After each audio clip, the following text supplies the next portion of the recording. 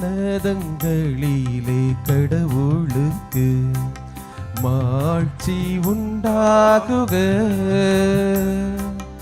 உலகில் நல்மனத்தோருக்கு அமைதி உண்டாகுக. புகழ்கின்றோம் யாம் உம்மையே, வாழ்த்துகின்றோம் இறைவனே. உமக்கு ஆராதனை புரிந்தும் மாட்சி படுத்துகின்றோம் யாம். உமது மேலான மாட்சியின் பொருட்டு உமக்கு நன்றி கூறுகின்றோம். ஆண்டவராகிய இறைவனே, இணையில்லாத விண்ணரசே,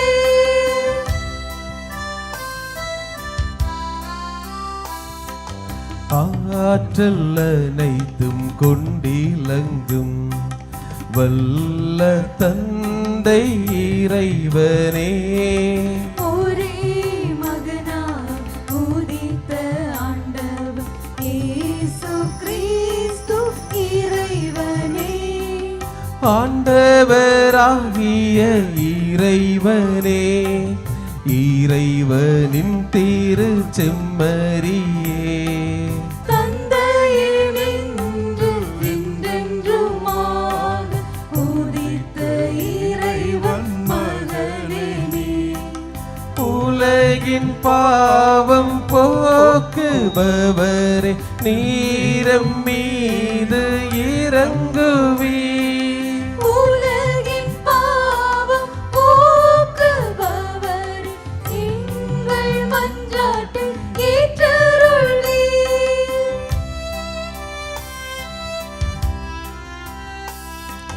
தந்தையின் வலப்பக்கம் வீற்றிருப்பவரே, நீரம் மீது இறங்குவீர்.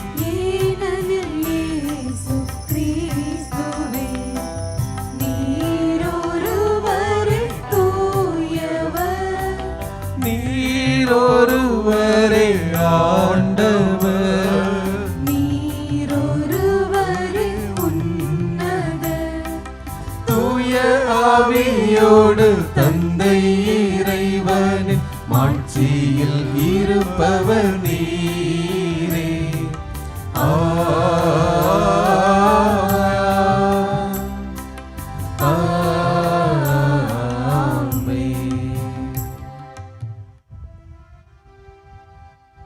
மன்றாடுவோமாக. இரக்கமும் கருணையும் நிறைந்த இறைவா, இன்று நாங்கள் புனித பார்பரம்மாவின் ஆண்டு நினைவு கொண்டாட்டத்தில் எங்களை மகிழ்வுறச் செய்கின்றீர். அவருடைய அருள் பெருக்கின் துணையால் நாங்கள் உதவி பெறவும், அவரது கற்பு துணிவு இவற்றின் எடுத்துக்காட்டால் நாங்கள் ஒளி பெறவும் எங்களுக்கு கனிவுடன் அருள்வீராக. உம்மோடு தூய ஆவியாரின் ஒன்றிப்பில் இறைவனாய் என்றென்றும் வாழ்ந்து ஆட்சி செய்கின்ற எங்கள் ஆண்டவரும் உம் திருமகனுமாகிய இயேசு கிறிஸ்து வழியாக உம்மை மன்றாடுகிறோம்.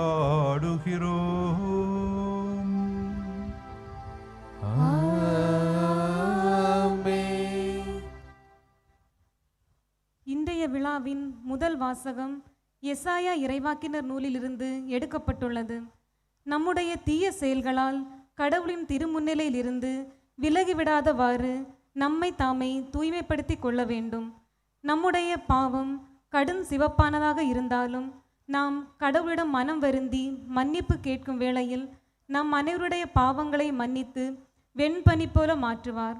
நாமும் இறை இரக்கம் பெற்று தூய வாழ்வு வாழ இவ்வாசகத்தை கவனோடும் கேட்போம்.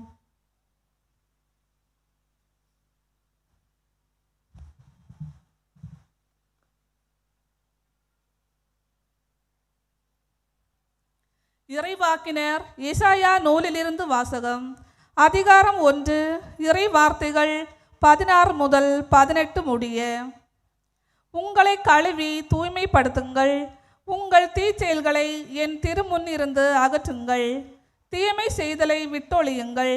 நன்மை செய்ய கற்றுக்கொள்ளுங்கள். நீதியை நாடி தேடுங்கள். ஒடுக்கப்பட்டோருக்கு உதவி செய்யுங்கள். திக்கற்றோருக்கு நீதி வழங்குங்கள். கைம்பெண்ணுக்காக வழக்காடுங்கள். வாருங்கள், இப்பொழுது நாம் வழக்காடுவோம் என்கிறார் ஆண்டவர். உங்கள் பாவங்கள் செந்தூரம் போலிருந்தாலும் உறைந்த பனி போல் அவை வெண்மையாகும்.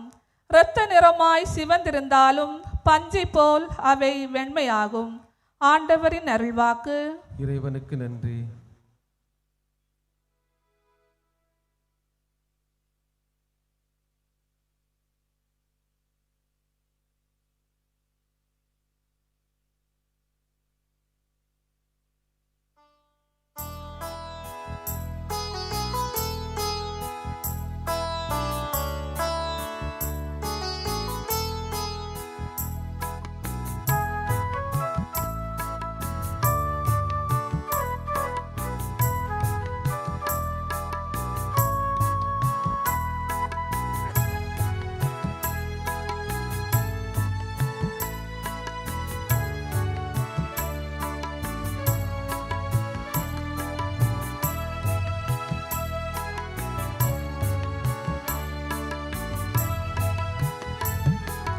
அழகான உறவே என் இயேசுவே, உனக்காக என் நெஞ்சம் ஏங்குகின்றது.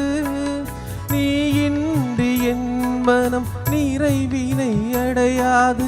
உனையன்றி உறவென்று யாரும் கிடையாது. பிரியாத சொந்தம் நீதானே, அழியாத செல்வம் உன் இயேசுவே.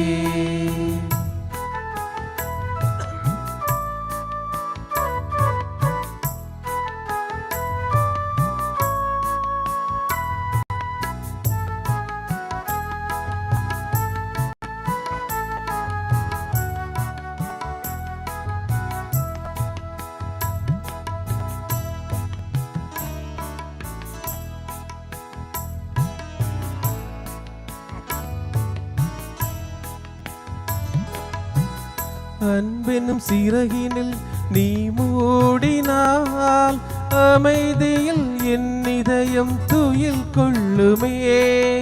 ஆண்டவரே ஆண்டவரே, அன்பெனும் சிறகினில் நீ மூடினால் அமைதியில் என் இதயம் துயில் கொள்ளுமே.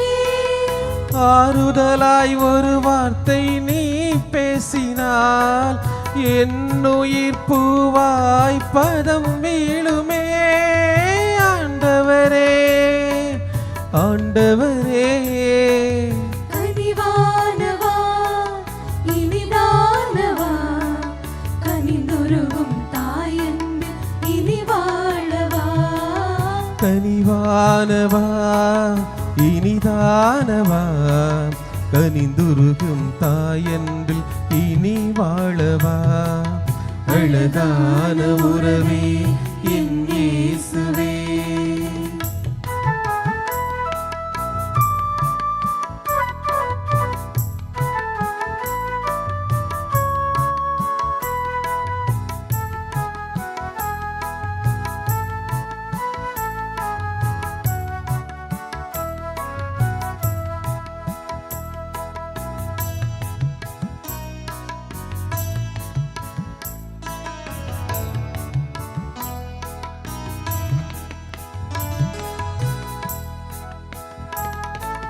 விழி பார்வை ஒளியாக என்னை சூழ்கையில் மனவானம் பகலாக விடுகின்றதே. ஆண்டவரே ஆண்டவரே, விழி பார்வை ஒளியாக என்னை சூழ்கையில் மனவானம் பகலாக விடுகின்றதே. வழிபாத சுவடுகளில் நான் செல்கையில் பழிபாவ சுமைகளும் முடிகின்றதே. ஆண்டவரே ஆண்டவரே,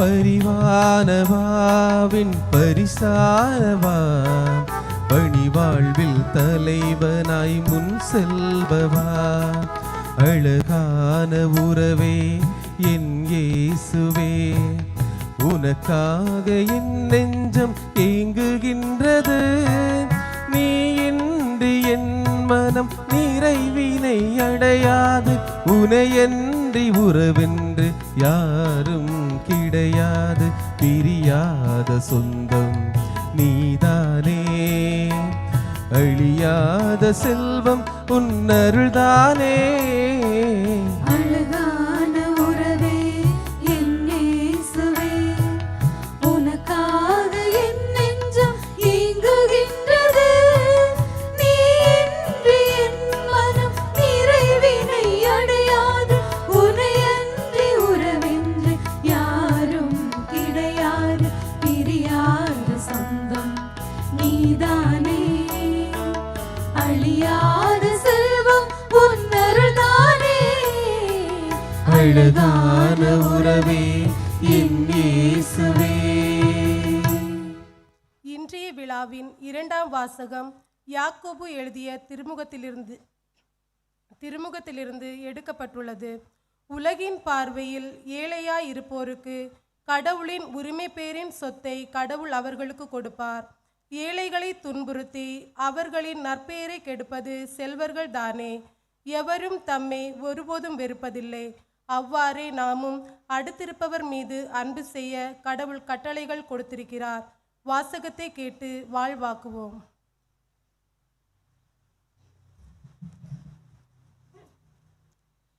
திருத்தூதர் யாக்கோபு எழுதிய திருமுகத்திலிருந்து வாசகம்.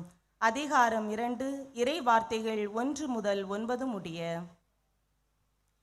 என் சகோதர சகோதரிகளே, மாட்சிமிக்க நம் ஆண்டவர் இயேசு கிறிஸ்துவிடம் நம்பிக்கை கொண்டுள்ள நீங்கள் ஆள் பார்த்து செயல்படாதீர்கள். பொன் மோதிரமும் பளபளப்பான ஆடையும் அணிந்த ஒருவரும் அழுக்கு கந்தை அணிந்த ஏழை ஒருவரும் உங்கள் தொழுகை கூடத்தினுள் வந்திருக்கிறார்கள் என வைத்துக் கொள்வோம். அப்பொழுது நீங்கள் பளபளப்பான ஆடை அணிந்தவர் மீது தனி கவனம் செலுத்தி அவரை பார்த்து தயவு செய்து இங்கே அமருங்கள் என்று சொல்கிறீர்கள். ஏழையிடமோ அங்கே போய் நில் என்றோ அல்லது என் கால் பக்கம் தரையில் உட்கார் என்றோ சொல்கிறீர்கள். இவ்வாறு உங்களுக்குள்ளே வேறுபாடு காட்டி தீய எண்ணத்தோடு மதிப்பிடுகிறீர்கள் அல்லவா? என் அன்பார்ந்த சகோதர சகோதரிகளே, நான் சொல்வதை கேளுங்கள். உலகின் பார்வையில் ஏழைகளாய் இருப்பவர்களை நம்பிக்கையில் செல்வர்களாகவும் தம் மீது அன்பு செலுத்துபவருக்கு வாக்களிக்கப்பட்ட அரசை உரிமை பேராக பெறுபவர்களாகவும் கடவுள் தேர்ந்து கொள்ளவில்லையா? நீங்களோ ஏழைகளை அவமதிக்கிறீர்கள். உங்களை கொடுமைப்படுத்தி நீதிமன்றத்துக்கு இழுத்து செல்வோர் யார்? செல்வர் அல்லவா? கடவுள் உங்களுக்கு கொடுத்துள்ள நற்பெயரை பழிப்பவர்களும் அவர்கள் அல்லவா? உன் மீது நீ அன்பு கூறுவது போல் உனக்கு அடுத்திருப்பவர் மீதும் அன்பு கூர்வாயாக. எனினும் இறையாட்சியின் சட்டம் மறைநூலில் உள்ளது. இதை நீங்கள் கடைபிடித்தால் நல்லது. மாறாக நீங்கள் ஆள் பார்த்து செயல்பட்டால் நீங்கள் செய்வது பாவம். நீங்கள் குற்றவாளிகள் என அச்சட்டமே உங்களுக்கு தீர்ப்பளிக்கும். ஒருவர் சட்டம் ஒன்றில் மட்டும் தவறினாலும் அவர் அனைத்தையும் மீறிய குற்றத்துக்குள்ளாவார். ஏனெனில் விபச்சாரம் செய்யாதே என்று கூறியவர் கொலை செய்யாதே என்றும் கூறியுள்ளார். நீங்கள் விபச்சாரம் செய்யாவிட்டாலும் கொலை செய்வீர்கள் என்றால் சட்டத்தை மீறுபவர்களாவீர்கள். விடுதலை அளிக்கும் சட்டத்தின் தீர்ப்புக்கு உட்பட வேண்டியவர்களுக்கு ஏற்றதாய் உங்கள் பேச்சும் நடத்தையும் அமைதல் வேண்டும். ஏனெனில் இரக்கம் காட்டாதோருக்கு இரக்கமற்ற தீர்ப்புதான் கிடைக்கும். இரக்கமே தீர்ப்பை வெல்லும். ஆண்டவரின் அருள்வாக்கு. இறைவனுக்கு நன்றி.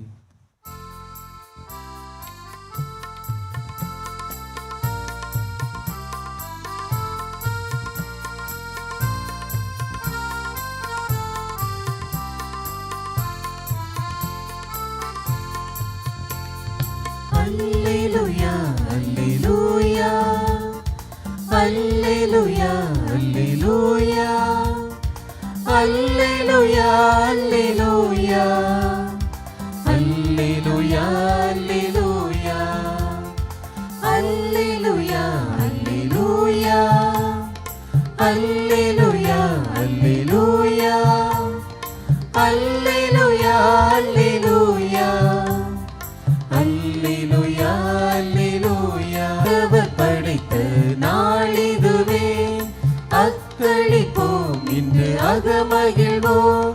அவர் திருக்கரம் நம்மை வழி நடத்தும்.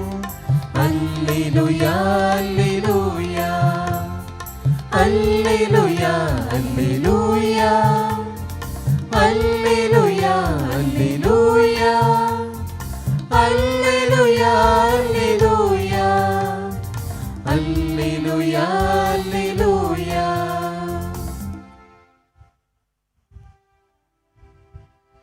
ஆண்டவர் உங்களோடு இருப்பாராக. உம் ஆன்மாவோடும் இருப்பாராக.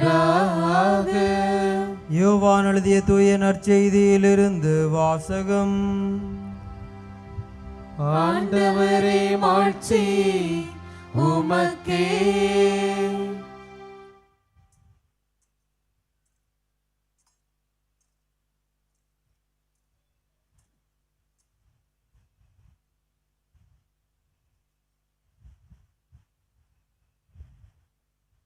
அக்காலத்தில் இயேசு ஒலிவ மலைக்கு சென்றார்.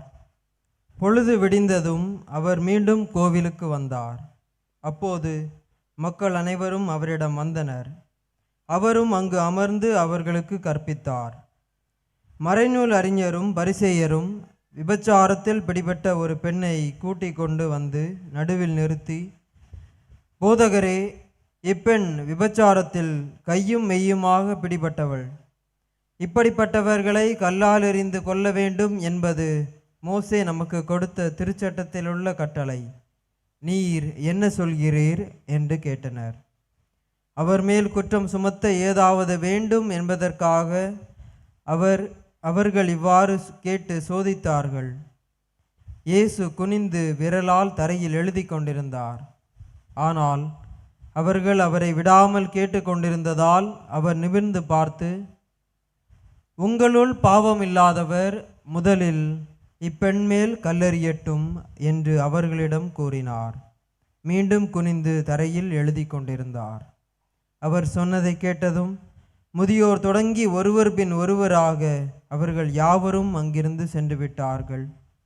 இறுதியாக இயேசு மட்டுமே அங்கு இருந்தார். அப்பெண்ணும் அங்கேயே நின்று கொண்டிருந்தார். ஆண்டவரின் அருள்வாக்கு. கிறிஸ்துவே உமக்கு புகழ்.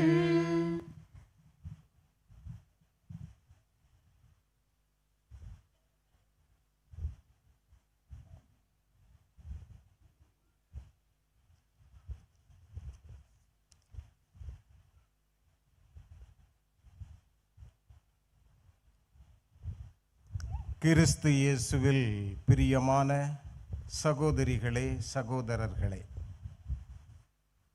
உலகில் சக்தி வாய்ந்த செல்வம் நிறைந்த நாடாக இருப்பது அமெரிக்கா. இந்த அமெரிக்கா நாட்டை பல ஜனாதிபதிகள் ஆண்டு இருக்கின்றார்கள். ஆனால் அவர்களிலெல்லாம் புகழ் மிக்கவராக இருப்பவர் அபிரகாம் லிங்கன். இந்த அபிரகாம் லிங்கன் தான் அடிமை முறையை ஒழித்தவர், கருப்பு இன மக்களுக்கு சுதந்திரத்தை கொடுத்தவர். எனவே இவரது பெயர் வரலாற்றில் பொன்னெழுத்துக்களால் எழுதப்பட்டு போற்றப்படுகின்றது. இவருடைய தந்தை செருப்பு தைக்கும் தொழிலை செய்து கொண்டிருந்தவர். அந்த செருப்பு தைக்கும் தொழிலாளியின் மகன் இன்று அமெரிக்க நாட்டின் ஜனாதிபதியாக வெள்ளை மாளிகையில் வீற்றிருக்கின்றார். அவரை அவமானப்படுத்த வேண்டும், கேவலப்படுத்த வேண்டும் என்று ஒருவர் அந்த வெள்ளை மாளிகைக்கு வருகின்றார். வந்தவர் அபிரகாம் லிங்கனை பார்த்து, உங்களது அப்பா எனக்கு ஒரு செருப்பை தைத்து தந்தார்கள், அந்த செருப்பு இப்பொழுது கிழிந்து போய்விட்டது, அதை நான் என்ன செய்வது என்று வெள்ளை மாளிகையில் அபிரகாம் லிங்கனை பார்த்து இவர் கேட்கின்றார். அவருடைய நோக்கம் அபிரகாம் லிங்கனை இழிவுபடுத்த வேண்டும். இவங்க அப்பா ஒரு சாதாரண ஆள், செருப்பு தைக்கக்கூடிய கேவலமான ஆள், அந்த கேவலமான ஆளின் மகன்தான் அபிரகாம் லிங்கன் என்று கேவலப்படுத்த வேண்டும், அவமானப்படுத்த வேண்டும் என்ற உள்நோக்கத்தோடு வந்து அந்த செருப்பை காட்டி கிழிந்து விட்டது என்று சொல்கின்றார். உடனே அபிரகாம் லிங்கன் அந்த செருப்பை தாருங்கள் என்று வாங்கி அதை சரி பண்ணி கொடுத்துவிட்டு, மீண்டும் கிழிந்தால் வாருங்கள், நான் உங்களுக்கு சரி செய்து தருகிறேன் என்று சொல்லி அனுப்பினார். அங்கே இருந்த பத்திரிகை நிருபர்கள், சட்ட வல்லுநர்கள், பெரிய அதிகாரிகளெல்லாம் இந்த அபிரகாம் லிங்கனுடைய செயலை பார்த்து புகழ ஆரம்பித்தார்கள். ஒரு செருப்பு தைக்கின்ற ஆளினுடைய மகன் இப்படி பெரிய பதவிக்கு வந்து விட்டாரா என்று எல்லாரும் வியந்து போனார்கள். அபிரகாம் லிங்கனை பாராட்டினார்கள். அடுத்த நாள் வந்த பத்திரிகைகளில் எல்லாம், ஊடகங்களில் எல்லாம் அபிரகாம் லிங்கனின் பெயர் மிகவும் பிரபலமாகியது. சாதாரண செருப்பு தைக்கும் தொழிலாளியின் மகன் உலகின் மாபெரும் நாட்டின் ஜனாதிபதியாக இருக்கின்றார் என்று எல்லோரும் புகழ்ந்து அவரை பாராட்டினார்கள். கேவலப்படுத்தலாம் என்று நினைத்தார்கள், ஆனால் அது அவருக்கு புகழ் மாலையாக விழுந்தது. இதே போன்றொரு நிலைமைதான் நம் ஆண்டவர் இயேசுவுக்கு ஏற்படுகின்றது. ஆண்டவர் இயேசுவின் தலையில் முள்முடியை அணிவிக்கிறார்கள், கிரீடத்திற்கு பதிலாக. கையில் செங்கோலை ஒரு கோலை கொடுக்கிறார்கள், அரசன் வைத்திருக்கும் செங்கோலுக்கு பதிலாக. அவரை கேவலப்படுத்தி அவமானப்படுத்தி சிலுவையில் அறைந்து கொலை செய்கின்றார்கள். அந்த சிலுவையின் இயேசுவினுடைய தலையின் மேல் 4 எழுத்து இருப்பதை நாம் பார்த்திருப்போம், INRI. இது லத்தீன் வார்த்தையினுடைய சுருக்கம். இயேசுஸ் நசரேனுஸ் ரெக்ஸ் யூதேயோரும் என்கின்ற லத்தீன் வார்த்தையினுடைய சுருக்கம்தான் INRI. I என்றால் இயேசுஸ், N என்றால் நசரேனுஸ், அதாவது நசரேனாகிய இயேசு, ரெக்ஸ் யூதேயோரும், யூதர்களின் அரசன். எனவே இயேசுவை பாராட்டுவதற்காக அந்த வார்த்தை வைக்கப்படவில்லை, அவரை அவமானப்படுத்துவதற்காக, கேவலப்படுத்துவதற்காக பிலாத்துவினால் வைக்கப்பட்ட வார்த்தை. ஆனால் இன்று அதே வார்த்தையே இயேசுவுக்கு பட்டமாக மாறி இருக்கிறது. அவர் அகில உலக அரசர் என போற்றப்படுகின்றார். இயேசு கிறிஸ்து அகில உலக அரசர் என சென்ற வாரம்தான் நாம் விழா எடுத்தோம். இன்று உலகம் முழுவதும் அவர் பேரரசராக புகழப்படுகின்றார். புனித பவுல் பிலிப்பியருக்கு எழுதிய திருமடல் 2ஆம் அதிகாரம் 10வது 11வது வசனங்களில் இப்படி சொல்லப்படுகிறது: இயேசுவின் பெயருக்கு விண்ணவர் மன்னவர் கீழுலகோர் அனைவரும் மண்டியிடுவர். தந்தையாம் கடவுளின் மாட்சிக்காக இயேசு கிறிஸ்து ஆண்டவர் என எல்லா நாவுமே அறிக்கையிடும். அவரை கேவலப்படுத்த எழுதப்பட்ட அந்த வார்த்தை இன்று அவருக்கு பட்டமாக, மகிமையாக, புகழ் கிரீடமாக மாறி நிற்கின்றது. அவர் அகில உலகின் அரசர் என புகழப்படுகின்றார். இதே போன்றதொரு நிலைமைதான் இன்றைக்கு நாம் நற்செய்தியில் பார்க்கின்றோம். விபசாரத்தில் பிடிபட்ட ஒரு பெண்ணை இயேசுவிடம் கொண்டு வருகின்றார்கள். அந்த பெண்ணுக்கு அவமானத்தை ஏற்படுத்துவதற்காக, இயேசுவின் பெயருக்கு களங்கத்தை ஏற்படுத்துவதற்காக அந்த பெண்ணை அங்கே கொண்டு வருகின்றார்கள். ஆனால் அந்த பெண் இயேசுவின் இதயத்தில் இடம் பெறுகின்றாள். அந்த பெண்ணை மன்னித்து அனுப்புகின்றார். அந்த பெண்ணுக்கும் மணிமகுடம் இயேசுவால் சூட்டப்படுகின்றது. அன்புமிக்கவர்களே, ஒருவர் பாவி அல்லது புனிதர் என்று தீர்ப்பிடுபவர் யார்? அது இறைவன்தான். தீர்ப்பிடுகின்ற அதிகாரம் இறைவனுக்கு மட்டுமே உண்டு, நமக்கு இல்லை. எனவேதான் இயேசு யோவான் நற்செய்தி 7ஆம் அதிகாரம் 24வது வசனத்தில் வெளி தோற்றத்தின்படி தீர்ப்பளிக்காதீர்கள், நீதியோடு தீர்ப்பளியுங்கள் என்று சொல்லுகின்றார். மேலும் யோவான் எழுதிய நற்செய்தி 8ஆம் அதிகாரம் 15வது வசனத்தில், நீங்கள் உலக போக்கின்படி தீர்ப்பளிக்கிறீர்கள், ஆனால் நான் யாருக்கும் தீர்ப்பு அளிப்பது இல்லை என்று சொல்கின்றார். இன்றைய நற்செய்தியிலும் ஆண்டவர் இயேசு அந்த பெண்ணுக்கு தீர்ப்பு வழங்கவில்லை. அவர்கள் தீர்ப்பிட்டார்களா என்று கேட்கின்றார். அந்த பெண் இல்லை என்று சொல்கின்றாள். நானும் தீர்ப்பிடேன், மீண்டும் பாவம் செய்யாதே என்று அந்த பெண்ணை அனுப்பி வைக்கின்றார். எனவே மனிதர்களாகிய நாம் தீர்ப்பிடுவதற்கு அதிகாரம் இல்லாதவர்கள், தகுதி இல்லாதவர்கள். ஒருவர் பாவி அல்லது புனிதர் என்று தீர்ப்பிடுகின்ற அதிகாரமும் தகுதியும் இறைவனுக்கே உண்டு. அன்புமிக்கவர்களே, இயேசுவை இவர்கள் குற்றம் சுமத்துவதற்காகத்தான் இந்த பெண்ணை அவரது முன்னால் கொண்டு வருகின்றார்கள். இயேசு எப்படிப்பட்டவர்? அவருடைய பெயரையும் புகழையும் கெடுக்க வேண்டும், அவரை அவமானப்படுத்த வேண்டும், கேவலப்படுத்த வேண்டும் என்ற ஒரே நோக்கத்துக்காகத்தான் அவர்கள் அந்த பெண்ணை இயேசுவிடம் கொண்டு வருகின்றார்கள். நீதியையும் உண்மையையும் நிலைநாட்ட வேண்டும் என்ற நோக்கத்திற்காக கொண்டு வரவில்லை. ஒன்று, ஒரு பெண் விபசாரத்தில் பிடிபட்டால் அவளை கல்லால் எறிந்து கொல்ல வேண்டும் என்று மோசேயின் சட்டம் கூறுகின்றது. இயேசுவிடம் அவர்கள் கேட்கின்றார்கள், போதகரே, இந்த பெண் விபசாரத்தின் பொழுது கையும் களவுமாக பிடிபட்டாள், இவளை கல்லால் எறிந்து கொல்ல வேண்டும், மோசேயின் சட்டம் கூறுகிறது, நீர் என்ன சொல்கிறீர் என்று கேட்கின்றார்கள். இயேசுவை சிக்க வைப்பதற்காக இந்த பெண்ணை கல்லால் எறிந்து மோசே சொன்னது போல் கொன்று விடுங்கள் என்று சொன்னால், இயேசு ரோமை சட்டத்திற்கும் ரோமையருக்கும் எதிரானவர் என்று சொல்லிவிடலாம் என அவர்கள் திட்டமிட்டிருந்தார்கள். மோசேயின் சட்டம் இருந்தாலும் அந்த சட்டம் அன்று செல்லுபடியாகாத நிலையில் இருந்தது.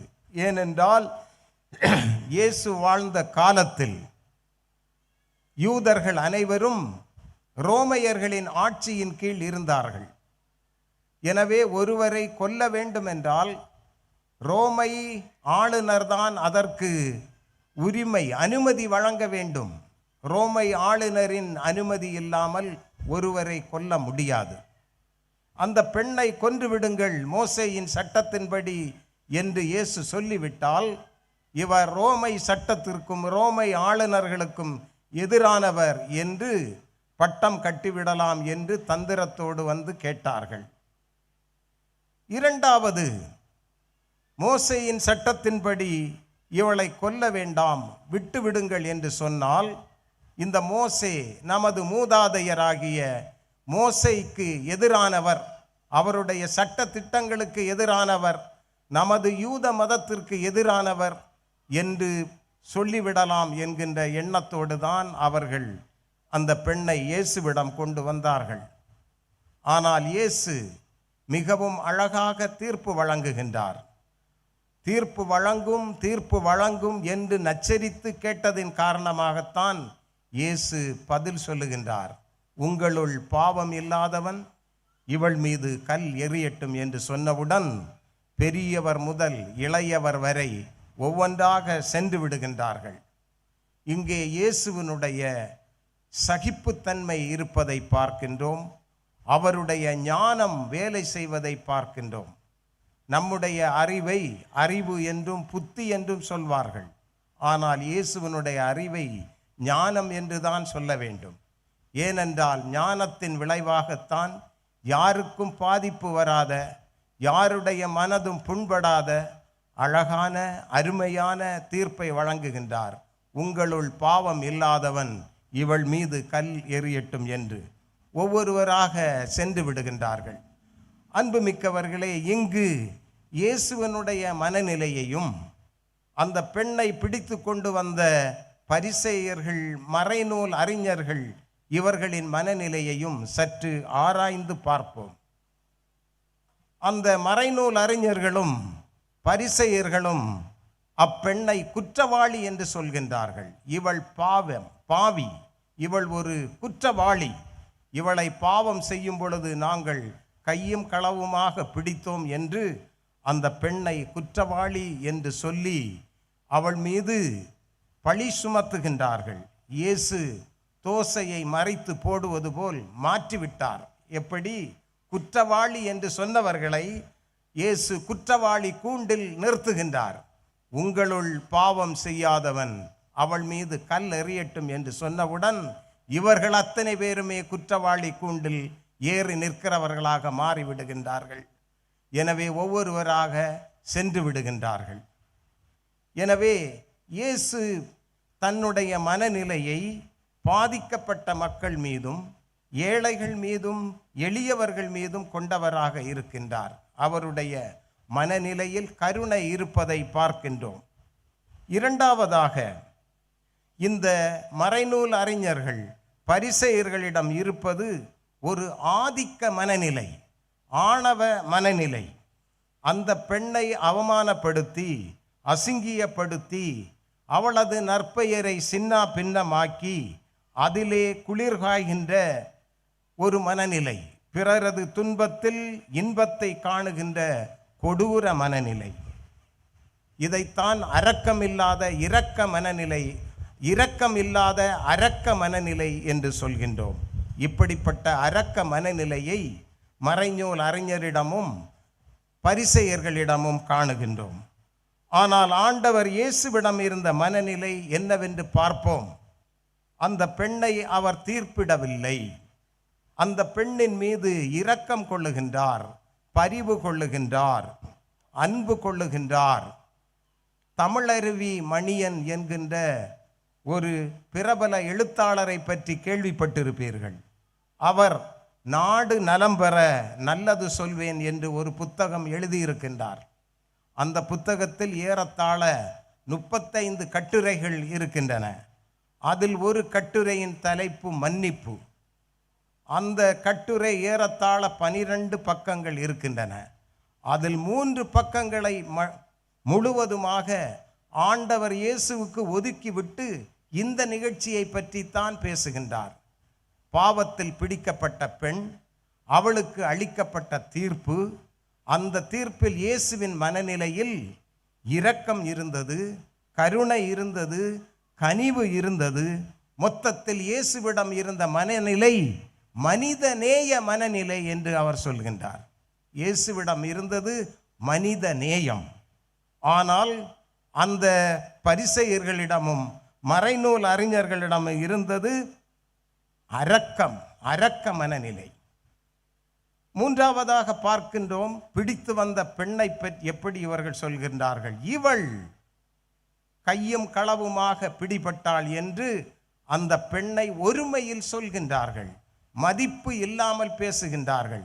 அவள் இவள் என்று மதிப்பு இல்லாமல் பேசுவது போல் ஒருமையில் சொல்லுகின்றார்கள். இவள் கையும் களவுமாக பிடிபட்டாள். ஆனால் இயேசு அந்த பெண்ணை பார்த்து கேட்கின்ற வார்த்தை, அம்மா, அவர்கள் தீர்ப்பிடவில்லையா? அந்த பெண்ணை அம்மா என்று அழைக்கின்றார்.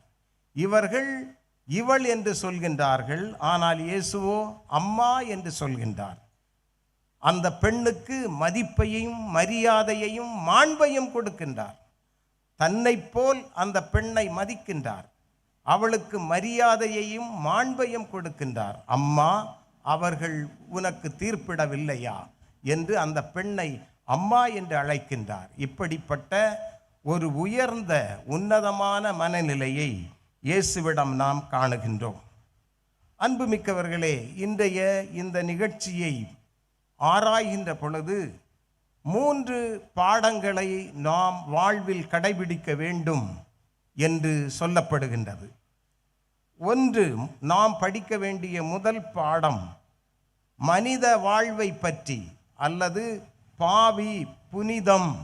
பாவம் புனிதம் என்பது பற்றி தீர்ப்பிடுகின்ற பொழுது நமக்கு புதிய பார்வை தேவை. மனித வாழ்வை பற்றி, பிறரை பற்றி தீர்ப்பிடுகின்ற பொழுது நமக்கு தேவை புதிய பார்வை. அதாவது ஒவ்வொரு புனிதருக்கும் ஒரு இறந்த காலம் உண்டு, ஒவ்வொரு பாவிக்கும் அதுபோல ஒரு எதிர்காலம் உண்டு. உதாரணமாக புனித பவுலை எடுத்துக்கொள்வோம். அவர் தொடக்க காலத்தில் இளைஞனாக இருந்த பொழுது கிறிஸ்தவர்களை கொன்றவர், தேடி பிடித்து அவர்களை சிறையில் அடைத்தவர். புனித முடியப்பரை கல்லால் எறிந்து கொன்ற பொழுது இவரும் கூட்டத்தில் நின்று கல் வீசியவர். அப்படிப்பட்ட புனித பவுல், கிறிஸ்தவர்களை கொன்றொழித்த புனித பவுல், கிறிஸ்தவர்களுக்கு எதிராக கொடும் பாவம் புரிந்தவர், கொலைகாரர். மனம் மாறி இயேசுவுக்காக உயிரையே கொடுக்க வருகின்றார்.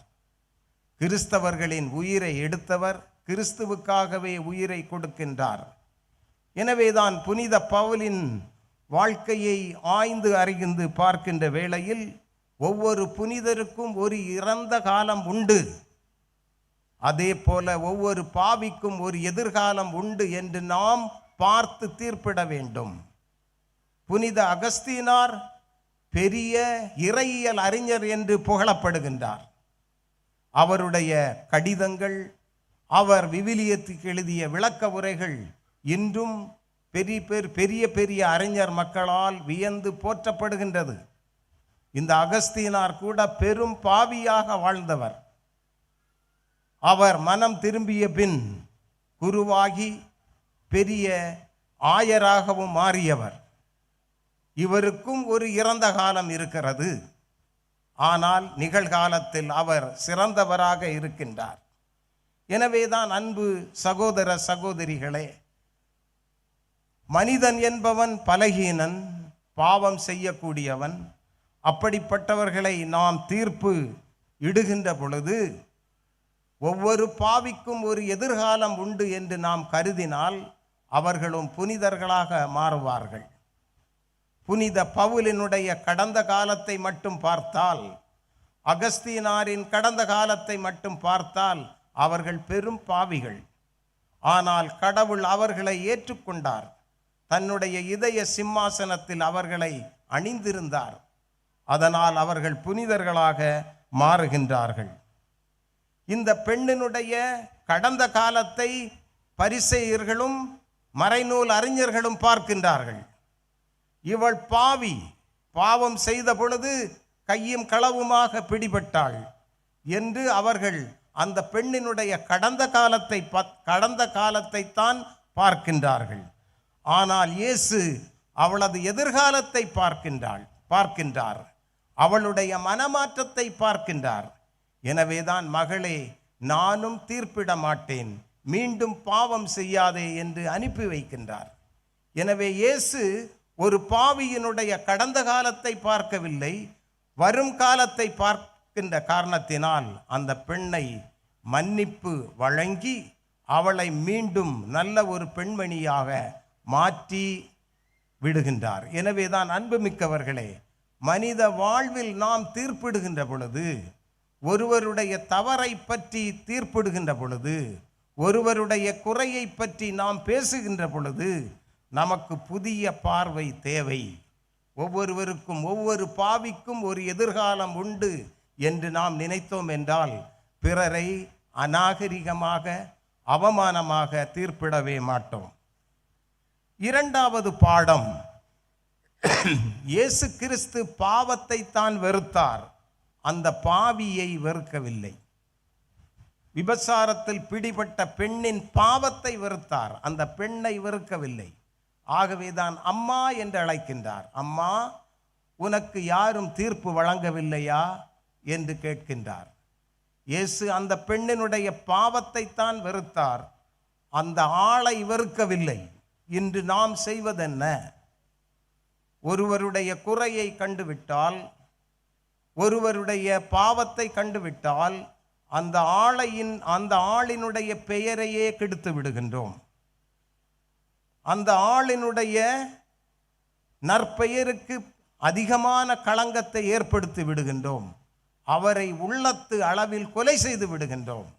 அந்த ஆளையே முற்றிலுமாக வெறுத்து ஒதுக்கி விடுகிறோம். இயேசு அந்த பெண்ணினுடைய பாவத்தை மட்டும்தான் வெறுத்தார், அந்த பெண்ணை வெறுக்கவில்லை. ஆனால் நாம் அன்றாட வாழ்வில் ஒருவருடைய தவறை கண்டுபிடித்து விட்டால் அந்த ஆளையே ஒட்டுமொத்தமாக வெறுத்து விடுகிறோம். இது கிறிஸ்துவின் மனநிலை அல்ல. ஆகவே பாவத்தை வெறுப்போம், பாவியை வெறுக்க வேண்டாம். மனிதனுடைய செயலை மாற்ற முயல்வோம், அந்த மனிதரை வெறுக்கவே வேண்டாம்.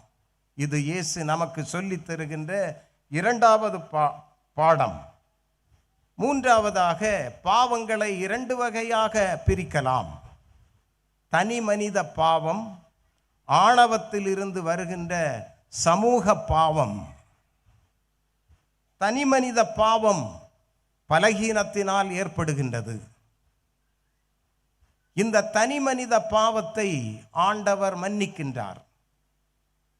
தனி மனித பாவத்தை ஆண்டவர் மன்னிக்கின்ற பொழுது அந்த மனிதன் மாற்றமடைகின்றான், புதிய மனிதனாக உருவாகுகின்றான். எனவேதான் இன்றைய மைய கருத்து, தனி மனித மாவட்டத்திலிருந்து ஒரு சமுதாயம் மாறுபடுகிறது என்று பார்க்கின்றோம். எனவே இயேசு கிறிஸ்து தனி மனித பாவங்களை மன்னிக்கின்றார், இந்த பெண்ணையும் மன்னிக்கின்றார். ஆனால் அவர் ஆணவத்திலிருந்து வருகின்ற சமூக பாவத்தை மன்னிப்பதே இல்லை இயேசு. நான் ஏற்கனவே சொன்னேன், பாவங்கள் 2 வகைப்படும். தனி மனித பாவம், சமூக பாவம். ஆணவத்திலிருந்து வருகின்ற சமூக பாவம். சாதியம் ஒரு சமூக பாவம். உயர்ந்த ஜாதி, தாழ்ந்த ஜாதி என்று பார்க்கின்ற பார்வை மிக ஆபத்தான பார்வை. இதனை இயேசு ஏற்றுக்கொள்வதும் இல்லை, மன்னிப்பதும் இல்லை. தங்களை தாங்களே உயர்ந்தவர்கள் என்று எண்ணிக்கொள்வது. நாங்கள் உயர்ந்த குடும்பத்தில் பிறந்தவர்கள், பாரம்பரியமான குடும்பத்தில் பிறந்தவர்கள் என்று தங்களைத்தானே உயர்ந்தவர்கள் என்று நினைப்பதும், அருகில் இருக்கின்ற ஏனைய மக்களை தாழ்ந்தவர்கள் என்று கருதுவதும் இது ஒரு சமூக பாவம். இதனுடைய விளைவினால் பல தீமைகள் ஏற்படுகின்றன. நான் உயர்ந்தவன், நீங்கள் தாழ்ந்தவர்கள் என்று. இதைத்தான் சமூக பாவம் என்று சொல்கின்றோம். இப்படிப்பட்ட பாவத்தை இயேசு மன்னிப்பதே இல்லை. பரிசேயர்களையும் சதுசேயர்களையும் மறைநூல் அறிஞர்களையும் இயேசு மன்னித்ததாக தெரியவில்லை. அவர்களை சாபமிடுகின்றார். நீங்கள் வெள்ளையடிக்கப்பட்ட கல்லறைகள், உங்களுக்கு ஐயோ கேடு என்று அவர்களை சாபமிடுகின்றார் என்றால் அவர்களை இயேசு மன்னிக்கவில்லை. ஆனால் விபசாரத்தில் பிடிப்பட்ட பெண், அவளுடைய தனிப்பட்ட பாவம், தனி மனித பாவம், அவளுக்கு மாற்றம் கொடுக்கின்றார். சமூக பாவம், ஆணவத்திலிருந்தும் அராஜக மனநிலையிலிருந்து வருகின்ற பாவத்தை இயேசு மன்னிப்பது இல்லை. எனவே அன்புமிக்க சகோதர சகோதரிகளே, இன்றைய இந்த நற்செய்தி வாசகத்தின் அடிப்படையில் பார்க்கின்ற பொழுது 3 பாடங்களை நாம் கற்றாக வேண்டும். 1, மனித வாழ்வை பற்றிய புதிய பார்வை தேவை. ஒவ்வொரு பாவிக்கும் ஒரு எதிர்காலம் உண்டு என்ற அடிப்படையில் நாம் பிறரை தீர்ப்பிட்டு வாழ்வோம். 2வதாக, இயேசு பாவத்தை தான் வெறுத்தார், பாவிகளை வெறுக்கவில்லை. எனவே நமது நடுவில் யார் தவறு செய்தாலும் அவருடைய செயலை வெறுப்போம், அந்த ஆளை வெறுக்கவே கூடாது. இயேசு அந்த பெண்ணை அம்மா என்று அழைத்தது போல நாமும் அவர்களை சுயமரியாதையோடும் மாண்போடும் ஏற்றுக்கொள்ள வேண்டும். 3வதாக, தனிநபர் செய்கின்ற பாவங்கள் பலகீனத்தின் அடிப்படையில் விழுகின்ற பாவங்கள், அதை மன்னிப்போம். ஆனால் அராஜக மனநிலையில், உயர்ந்த மனநிலையில், ஆணவ மனநிலையில் ஏற்படுகின்ற சமூக பாவங்களை நாம் ஏற்றுக்கொள்ளவே கூடாது. அவைகளை எதிர்த்து தொடர்ந்து செயல்பட வேண்டும் என்று இயேசு அழைப்பு விடுகின்றார். எனவே சமூக பாவங்களை எதிர்ப்பவர்களாக, அதனால் சமூகத்தில் சீர்திருத்தம் கொண்டு வருபவர்களாக தொடர்ந்து செயல்படுவோம். ஆமென்.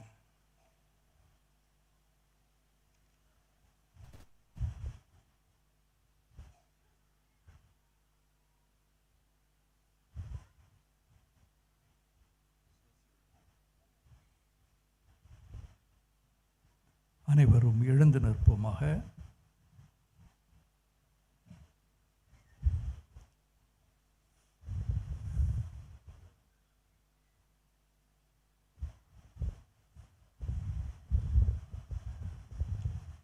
கடவுளை இரக்கம் நிறைந்தவர் என்றும் கருணை மிக்கவர் என்றும் அன்புடையார் என்றும் போற்றுகின்றோம். இரக்கமும் கருணையும் அன்பும் இணையும் பொழுது மன்னிப்பு எங்கேயோ பறந்துவிடும். மன்னிப்பு மனித வாழ்க்கையில் நுழைந்துவிடும். அவ்வாறு நுழையும் பொழுது அன்பு சமூகமாக, கருணை நிறைந்த சமூகமாக, இரக்கம் மிகுந்த சமூகமாக நம்மால் வாழ முடியும் என்பதை மனதில் வைத்து நமது வேண்டுகோள்களை இறைவனின் பால் சமர்ப்பிப்போமாக.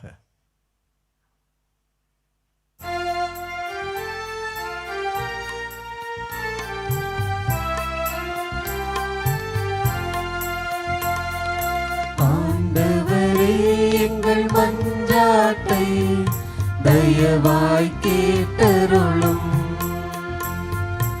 ஆண்டவரே, எங்கள் மன்றாட்டை தயவாய் கேட்டருளும். அருளின் நிறைவா, எங்கள் திருத்தந்தை, ஆயர்கள், குருக்கள், கன்னியர்கள் அனைவரையும் நிறைவாய் ஆசிர்வதியும். தங்களின் மேய்ப்பு பணியில் உடனிருந்து உமது உடனிருப்பை கொடுத்தருள வேண்டும் என்று இறைவா உம்மை மன்றாடுகிறோம். ஆண்டவரே, எங்கள் மன்றாட்டை தயவாய் கேட்டருளும். கருணையின் உருவே, நோயினால் வேதனைப்படும் அனைவரையும் உமது திரு இரக்கத்தினால் கழுவி சுகம் கொடுத்தருள வேண்டும் என்று இறைவா உம்மை வேண்டுகின்றோம். ஆண்டவரே, எங்கள் மன்றாட்டை தயவாய் கேட்டருளும். இரக்கம் நிறைந்த இறைவா, வாழ்வின் விளிம்பு நிலையில் இருக்கின்ற அனைவருக்கும் உமது இரக்கத்தினால் அவர்களின் வாழ்வு வளம் பெற வேண்டுமென்றும் துன்பங்களில் உமது ஆறுதலை பெற வேண்டுமென்றும் இறைவா உம்மை வேண்டுகிறோம். ஆண்டவரே, எங்கள் மன்றாட்டை தயவாய் கேட்டருளும். பாவிகளை தேடி வந்த இறைவா, எங்களிடையே வாழும் மனிதர்களின் குறைகளை கண்ணோக்காமல் அவர்கள் செய்த நிறைவுகளையும் குறைவுகளையும் களைந்திட எங்களுக்கு நல்ல உள்ளம் தந்தருள இறைவா உம்மை வேண்டுகிறோம். ஆண்டவரே, எங்கள் மன்றாட்டை தயவாய் கேட்டருளும். எம் பங்கு மக்கள் செய்கின்ற தொழில், வேலை, வியாபாரங்கள் அனைத்தையும் ஆசீர்வதித்து நாங்கள் மகிழ்வின் பாதையில் பணி நடத்திட அருள் புரிய இறைவா உம்மை வேண்டுகிறோம். ஆண்டவரே, எங்கள் மன்றாட்டை தயவாய் கேட்டருளும். ஆண்டவரே, எங்கள் மன்றாட்டை தயவாய் கேட்டருளும்.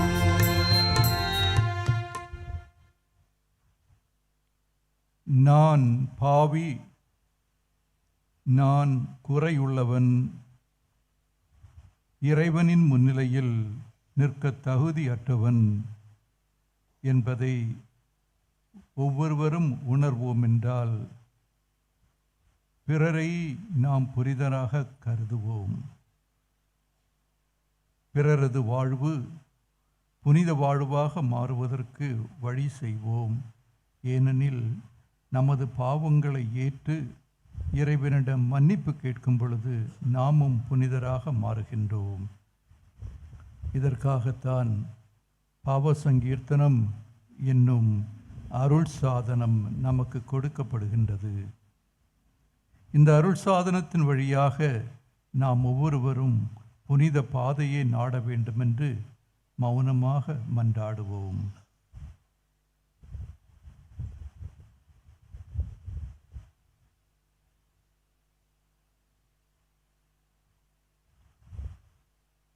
இன்னும் சற்று நேரத்தில் நற்கருணை விருந்தில் பங்கு பெறப் போகின்றோம்.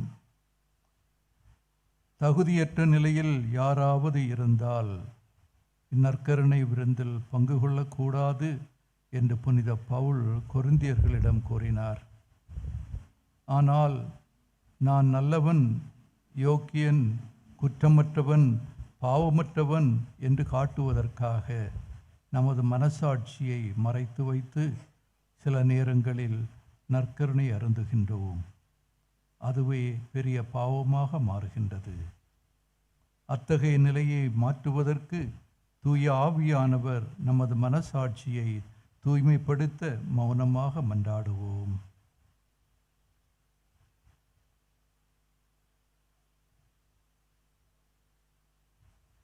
எல்லாம் வல்ல இறைவா, மன்னிப்பு உமது கருணையை வெளிப்படுத்துகின்றது. அத்தகைய மன்னிப்பின் மக்களாக வாழுவதற்கு உமது அன்பு திருமகன் இயேசு எங்களுக்காக சிலுவையிலே தனது இரத்தத்தை சிந்தினார், பாடுகள் பட்டார்.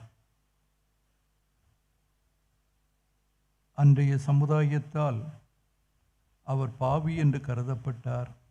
ஆனால் அவரது தியாக உணர்வினால், பிறர் அன்பினால் நீர் தூய ஆவி அவருக்கு அனுப்பி உயிர் பெறச் செய்தீர். உயிர்த்த இயேசுவாக மகிமைப்படுத்தினீர். அத்தகைய மகிமையின் அரசர் வழியாக எங்கள் மன்றாட்டை உமது பாதத்திலே சமர்ப்பிக்கின்றோம். ஆமேன்.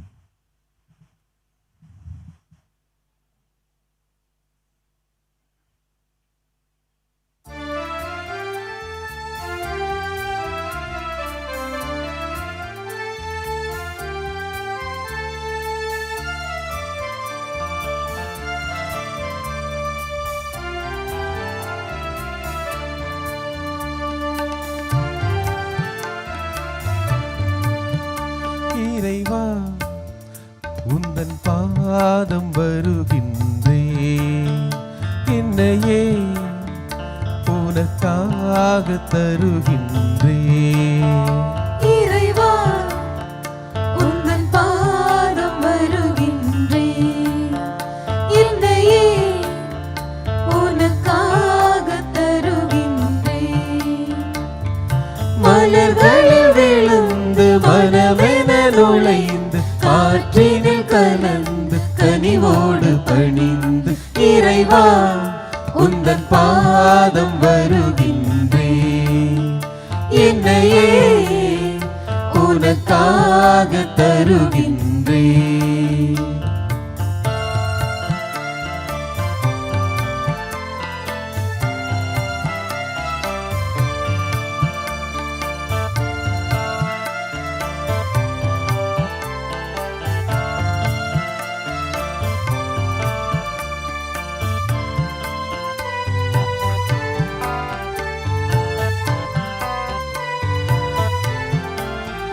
பசியுள்ளோர்க்கு உணவாக நான் இருப்பேன்.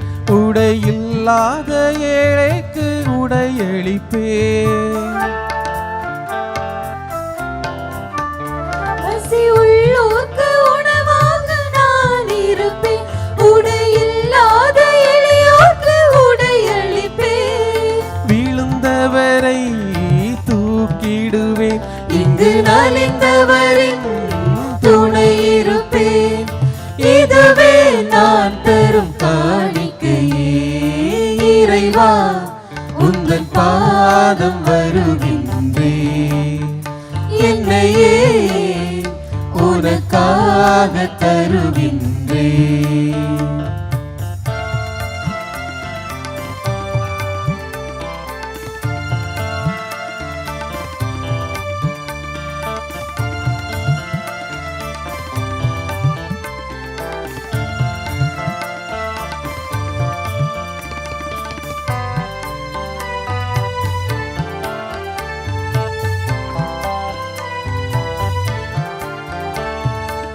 இருப்பவர் கொடுப்பதில் இன்பம் என்ன, கையில் இருப்பதை கொடுப்பதை இன்பம் என்றாய். இருப்பவர் கொடுப்பதில் இன்பம் என்ன,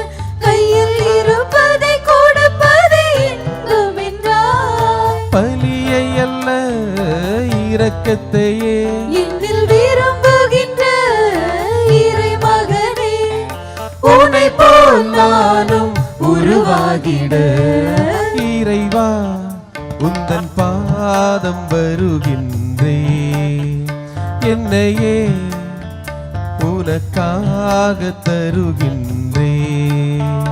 இறைவா உந்தன் பாதம் வருகின்றேன், என்னையே உனக்காக தருகின்றேன்.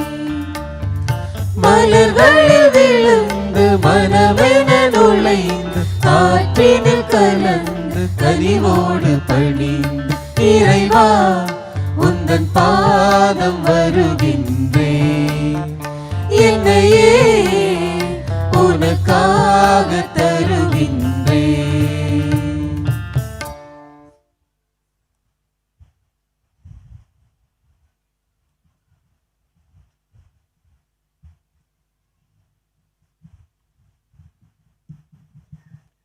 சகோதர சகோதரிகளே, என்னுடையதும் உங்களுடையதுமான இந்த திருப்பலி எல்லாம் அல்ல விண்ணகத் தந்தையாகிய இறைவனுக்கு ஏற்றதாக மன்றாடுங்கள். ஆண்டவர் தமது பெயரின் புகழ்ச்சிக்காகவும் மாட்சிக்காகவும் நமது நன்மைக்காகவும் புனித திரு அவையின் அனைத்து நலன்களுக்காகவும் உமது கையிலிருந்து இப்பலியை ஏற்றுக்கொள்வாராக. ஆண்டவரே, புனித பார்பரம்மாவின் விழாவை கொண்டாடுகின்ற நாங்கள் உமக்கு கையளிக்கும் காணிக்கைகளை ஏற்றருள உம்மை வேண்டுகின்றோம். அவருடைய துன்பப் போராட்டங்கள் உமக்கு ஒப்பளித்தது போல இக்காணிக்கைகள் உமக்கு ஏற்றவையாகிட அருள்வீராக. எங்கள் ஆண்டவராகிய கிறிஸ்து வழியாக உம்மை மன்றாடுகிறோம்.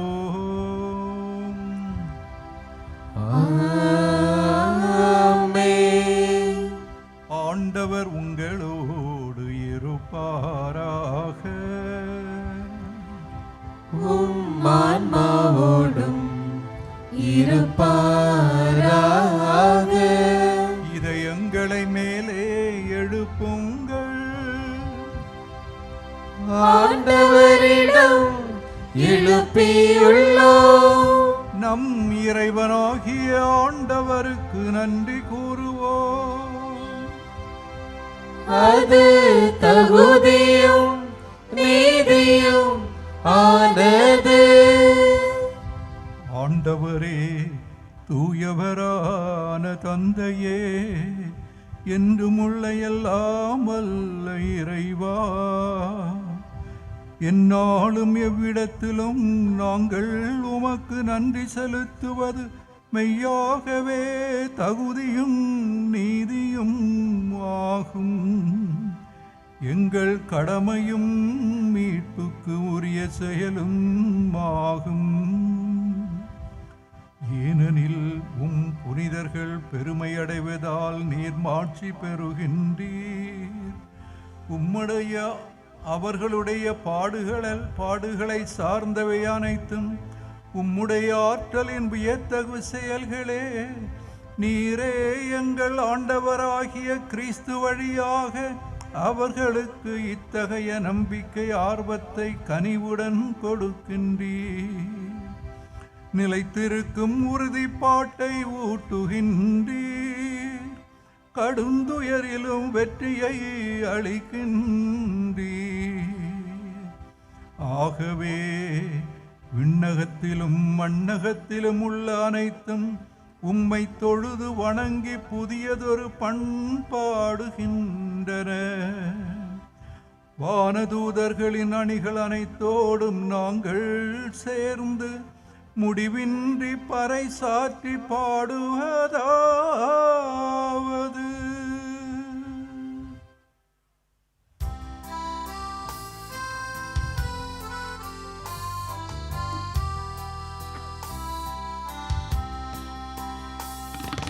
தூயவர் தூயவர் தூயவர் வான்படைகளின் கடவுளாம் ஆண்டவர். வான்படைகளின் கடவுளாம் ஆண்டவர்.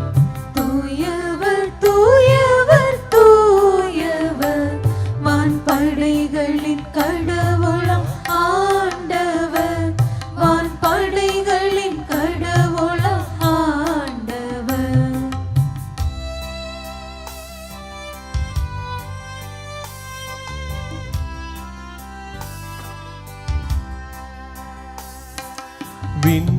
விண்ணகமும் மண்ணகமும் உமது மாட்சியால் நிறைந்துள்ளன. விண்ணகமும் மண்ணகமும் உமது மாட்சியால் நிறைந்துள்ளன. ஓசன்னா ஓசன்னா உன்னதங்களிலே ஓசன்னா. ஓசன்னா ஓசன்னா உன்னதங்களிலே ஓசன்னா.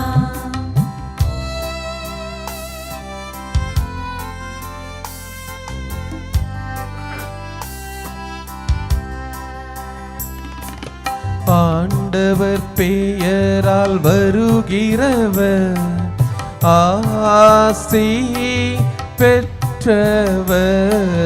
ஆண்டவர் பெயரால் வருகிறவர் ஆசி பெற்றவர்.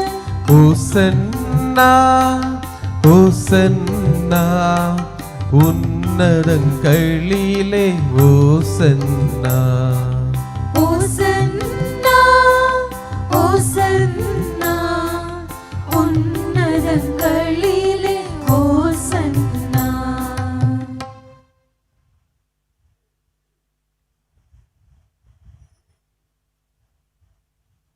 ஆண்டவரே, நீர் மெய்யாகவே தூயவர், புனிதம் அனைத்திற்கும் ஊற்று.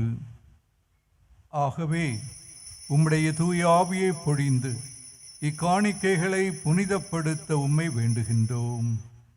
இவ்வாறு எங்கள் ஆண்டவர் இயேசு கிறிஸ்துவின் உடலும் இரத்தமுமாக எங்களுக்கு இவை மாறுவனவாக.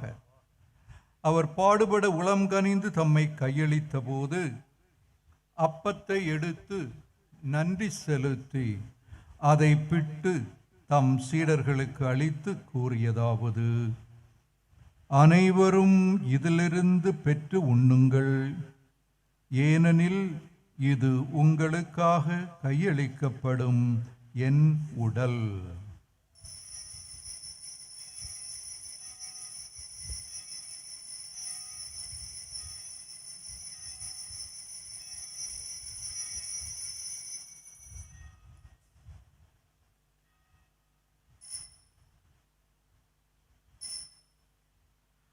அவ்வண்ணமே இரவு விருந்தை அருந்தியவின் கிண்ணத்தையும் எடுத்து மீண்டும் உமக்கு நன்றி கூறி தம் சீடர்களுக்கு அளித்து அவர் கூறியதாவது: அனைவரும் இதிலிருந்து பெற்று பருகுங்கள், ஏனெனில் இது புதிய நிலையான உடன்படிக்கைக்கு உரிய என் இரத்தத்தின் கிண்ணம். இது பாவ மன்னிப்புக்கென்று உங்களுக்காகவும் பலருக்காகவும் சிந்தப்படும். இதை என் நினைவாகச் செய்யுங்கள்.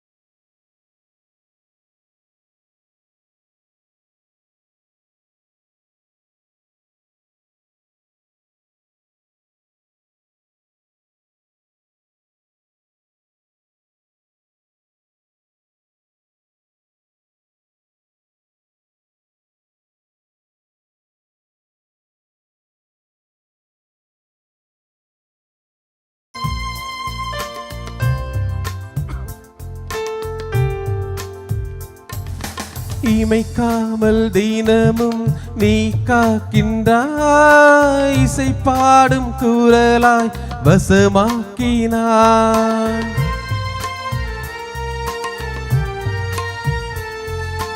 இமைக்காமல் தினமும் நீ காக்கின்றாய், இசை பாடும் குரலால் வசமாக்கினாய். திசை தேடும் மனதை தவமாக்கினாய், திசை தேடும் மனதை தவமாக்கினாய். ஏன் என்கிறேன் அன்பை பதிலாக்கினாய், ஏன் என்கிறேன் அன்பை பதிலாக்கினாய். அழகே பேரழகே நிலவே வானிலவே, அன்பே என் அன்பே உணவாய் வந்த உறவே, ஆன்மாவின் அகம் வந்தாய் மெழுகாய் கரைந்து போவே.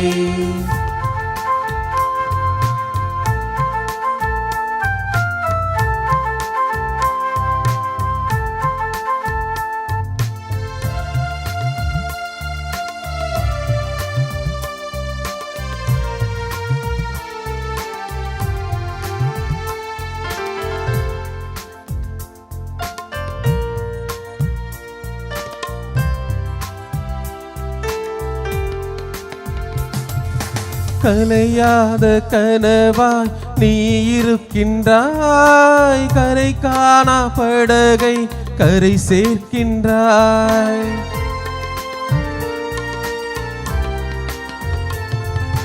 கலையாத கனவாய் நீ இருக்கின்றாய், கரை காணா படகை கரை சேர்க்கின்றாய்.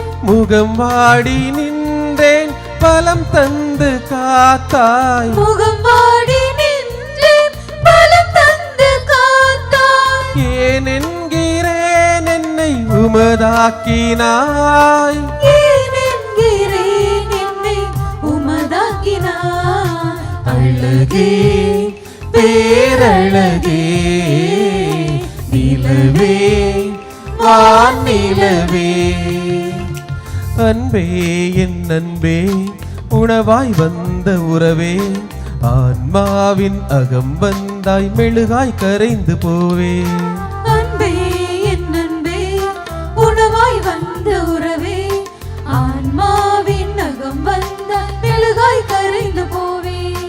உனக்குள்ளே என்னை தொலைத்து விட்டேன், உன் அன்பின் அருளாலே நிதம் வாழுவேன். அழகே பேரழகே நிலவே வானிலவே, அன்பே என் அன்பே உணவாய் வந்த உறவே, ஆன்மாவின் அகம் வந்த மெழுகாய் கரைந்து போவே.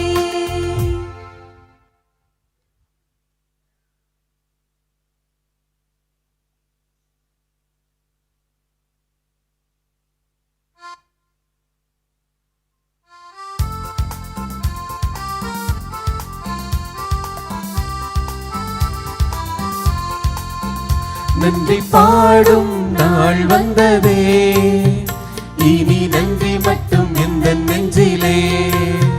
நன்றி பாடும் நாள் வந்ததே, இனி நன்றி மட்டும் எந்த நெஞ்சிலே. ஆண்டவருக்கு நன்றி செலுத்துங்கள், ஏனெனில் அவர் நல்லவர். அன்பின் இறைவா, எங்கள் பங்கிலும் குடும்பங்களிலும் கடந்த ஓர் ஆண்டு முழுவதும் செய்த அனைத்து நலன்களுக்காகவும் என் பங்கின் எழுச்சிக்காகவும் நாங்கள் இணைந்து பல பணி செய்ய வாய்ப்பு அளித்தமைக்காகவும் இறைவா உமக்கு நன்றி கூறுகின்றோம். நன்றி இறைவா, நன்றி. நன்றி பாடும் நாள் வந்ததே, இனி நன்றி மட்டும் இந்த நெஞ்சிலே. நன்றி பாடும் நாள் வந்ததே, இனி நன்றி மட்டும் இந்த நெஞ்சிலே. எல்லா சூழ்நிலையிலும் நன்றி கூறுங்கள்.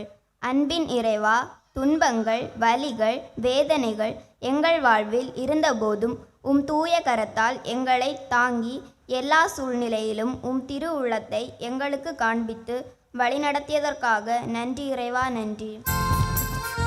நன்றி பாடும் நாள் வந்ததே, இனி நன்றி மட்டும் இந்த நெஞ்சிலே.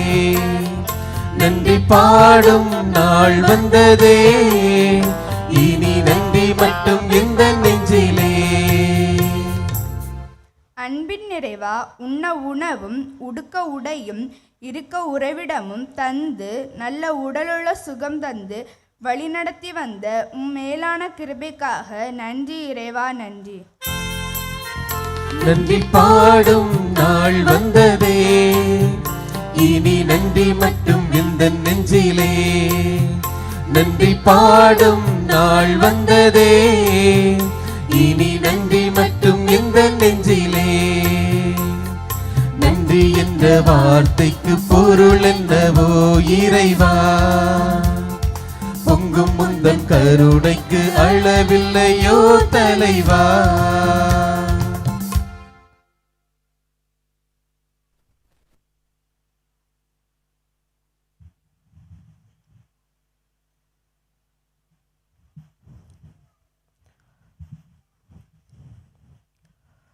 அகம் மாறாமல் அகிலம் மாறாது, சுயம் மாறாமல் சுமூகமான வாழ்வு கிடையாது. சுய சுத்திகரிப்பு தான் காலத்தின் அவசியம் ஆகிறது. இறையேசுவில் அன்பான பங்கு மக்களே, அன்பால் அரவணைக்கும் அன்னை, பாசத்தால் பாதுகாக்கும் அன்னை, பரிவு கொண்டு பரிந்து பேசுகின்ற அன்னையாம் நம் பாச பாதுகாவலி புனித பார்பர் அம்மாவின் குடும்ப விழாவில் 4ஆம் நாளில் உங்கள் யாவருக்கும் விழா வாழ்த்துக்களை மகிழ்வோடு தெரிவித்துக் கொள்கிறேன். இன்றைய விழா திருப்பலியை தலைமையேற்று நமக்காக ஜெபித்தவர்கள், இன்றைய விழா திருப்பலிக்காக நம்முடைய மண்ணின் மைந்தர்கள் அனைவருக்கும் அழைப்பு கொடுத்திருந்தேன். ஒரு சிலருக்கு வருவதற்கு வாய்ப்பு கிடைக்கவில்லை, ஒரு சிலருக்கு உடல்நிலை சரியில்லை என்று சொல்லியிருந்தார்கள். ஆனால் தலைமை தாங்குவதற்கு அழைப்பை கொடுத்தவுடன் அந்த அழைப்பை ஏற்று நல்லபடியாக இந்த திருப்பலிக்கு தலைமையேற்று நமக்காக ஜெபித்தவர்கள் நம்முடைய மண்ணின் மைந்தர் அருட்பணி ஜி ஃபெலிக்ஸ் அவர்கள் மறைமாவட்டத்தில் திருமண நீதிமன்ற நீதிபதியாக பணிபுரிந்து கொண்டிருக்கிறார். இந்த வயதிலும் மிகுந்த துடிப்போடு பணிபுரியக்கூடிய தந்தை, எப்பொழுது சென்றாலும் எப்பொழுது சந்தித்தாலும் நல்ல முறையில் அக்கறையோடும் கரிசனையோடும் பேசக்கூடியவர், பங்கை பற்றி நலமாக விசாரிக்கக்கூடியவர்.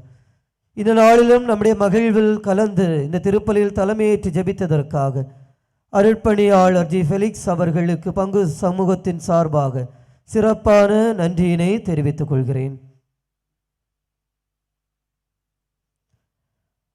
வாழ்விற்கு தேவையான நல்லதொரு மறையுரையை, வாழ்வின் யதார்த்தம் பல உதாரணங்கள் இல்லை என்றாலும் நற்செய்தி வாசகத்தை மிக ஆழமாக நாம் சிந்திக்கும் விதத்திலே அழகாக மறையுரையிலே எடுத்து கூறியவர்கள் அருட்பணியாளர் ஜான் டமாசின் அவர்கள், நம்முடைய மண்ணின் மைந்தர். தற்பொழுது ஆன்மீக இயக்குநராக கன்னியாகுமரியில் இருக்கின்ற ஆன்மீக தோட்டத்தில் பணிபுரிந்து கொண்டிருக்கிறார்.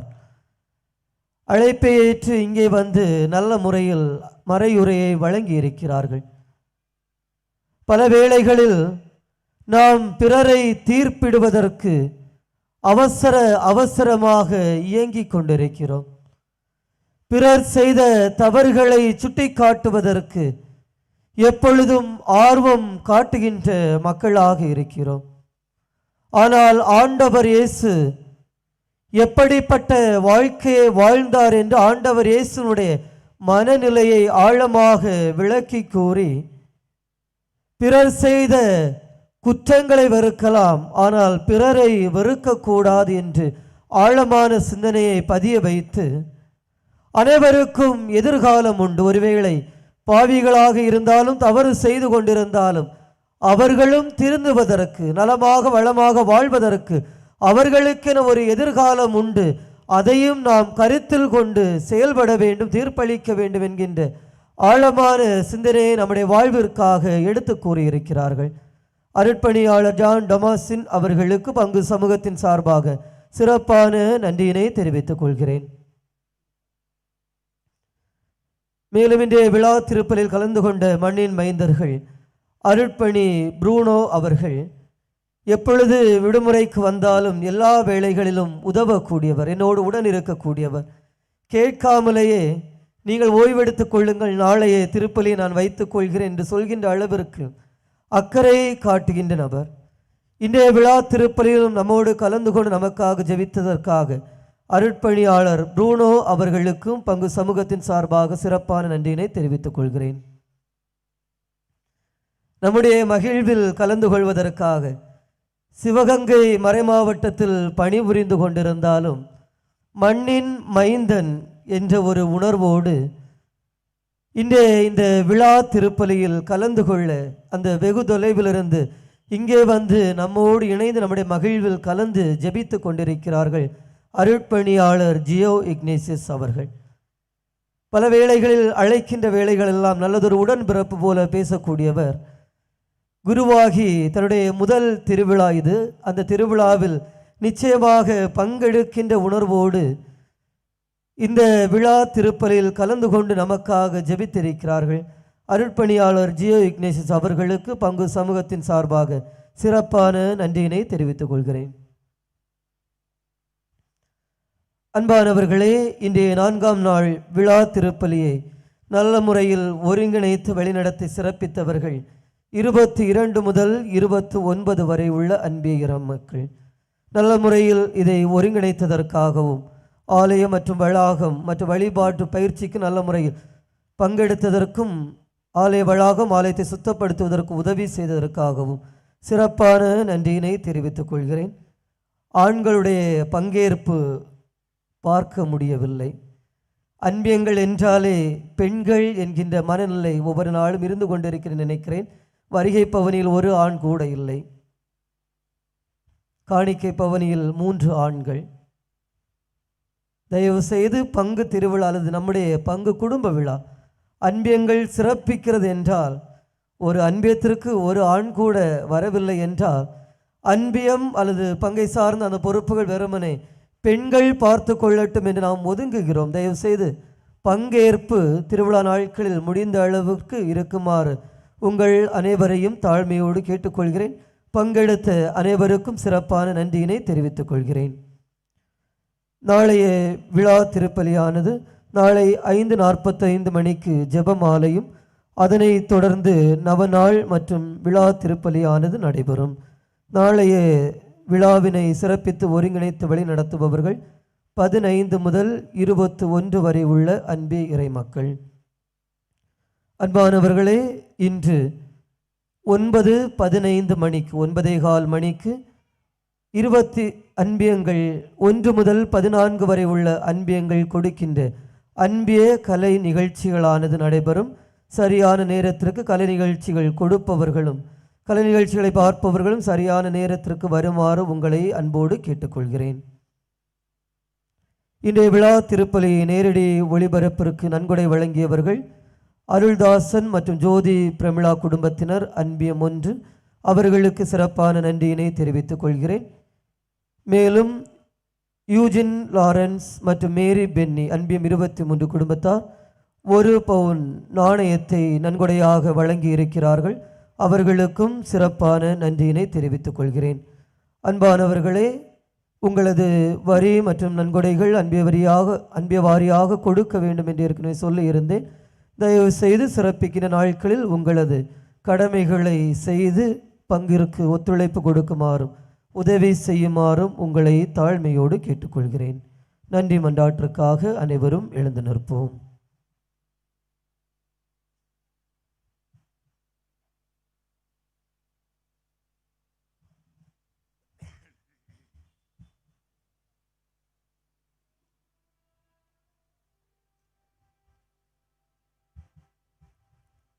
மன்றாடுவோமாக.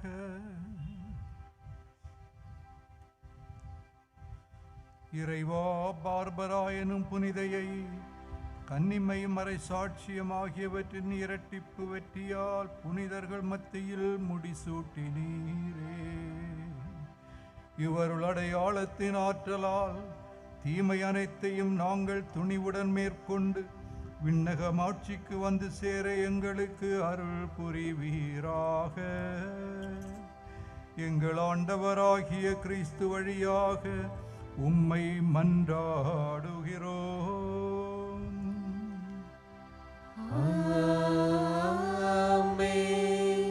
ஆண்டவர் உங்களோடு இருப்பாராக. உம்மான்மாவோடும் இருப்பாராக. இறைவனின் சிறப்பாசீர் பெற தலை வணங்கி மன்றாடுவோமாக.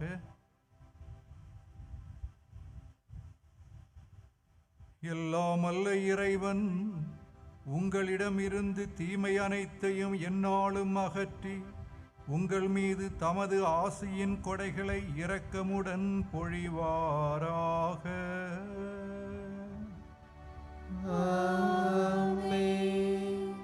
அவர் உங்கள் இதயங்களை தமது அருள்வாக்கில் ஆர்வம் கொள்ளச் செய்து அவற்றை என்றென்றும் உள்ள மகிழ்வால் நிரப்புவாராக.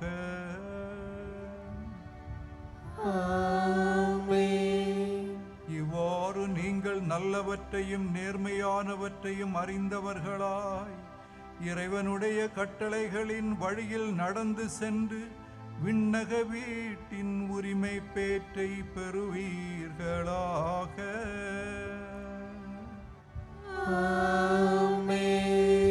எல்லாம் வல்ல இறைவன் தந்தை மகன் தூயாவியார் உங்கள் மீது இறங்கி உங்களை ஆசீர்வதிப்பாராக.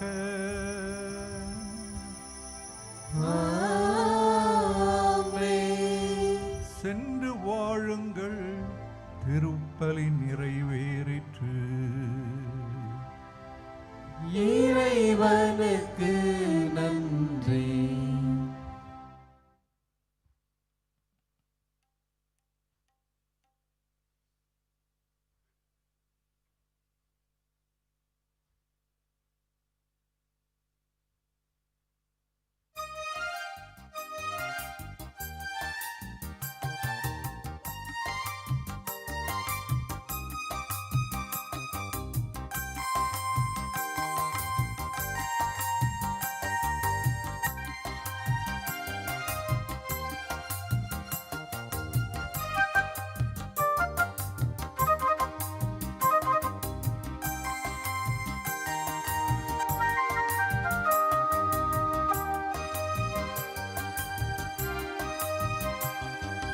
மாறாளகே தாய்மரி குறையா அன்பே நீ முழுமதி.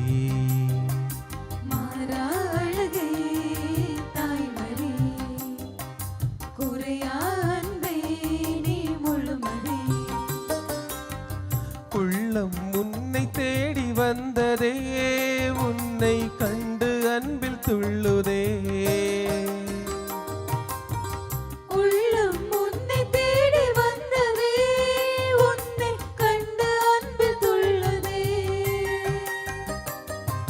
விழிகளிலே பாலிலா தினம் தோறும் திருவிழா. மாறாளகே தாய்மரி குறையா அன்பே நீ முழுமதி.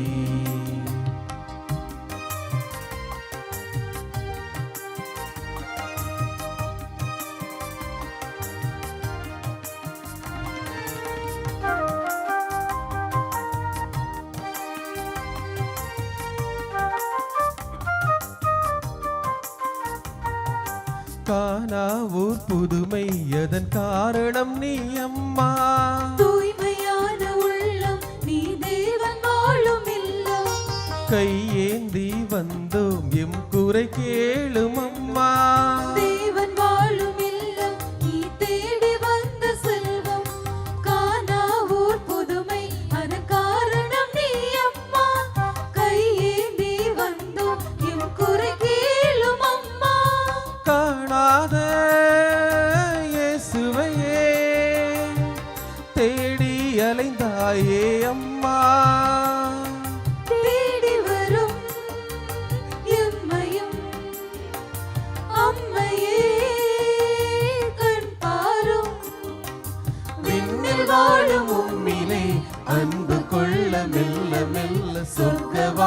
திறக்குதே மாறாழகே தாய்மதி குறையா அன்பே நீ முழுமதி மாறாழகே தாய்மதி குறையா அன்பே நீ முழுமதி உள்ளம் உன்னை தேடி வந்ததே உன்னை கண்டு அன்பில் துள்ளுதே உள்ளம் உன்னை தேடி வந்ததே உன்னை கண்டு அன்பில் துள்ளுதே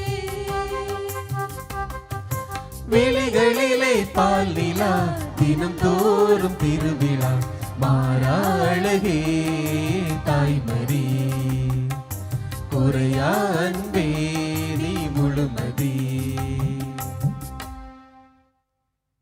நிலையான புகழுக்குரிய தூய்மை மிகு நற்கருணைக்கு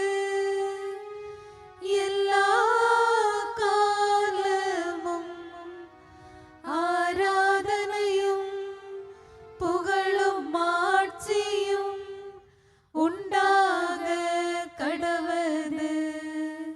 தந்தை மகன் தூய ஆவியின் பெயராலே ஆமென்.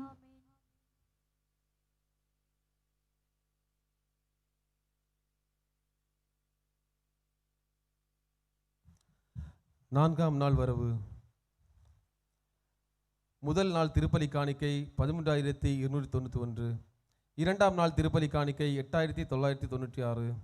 மூன்றாம் நாள் திருப்பலி காணிக்கை 10,315.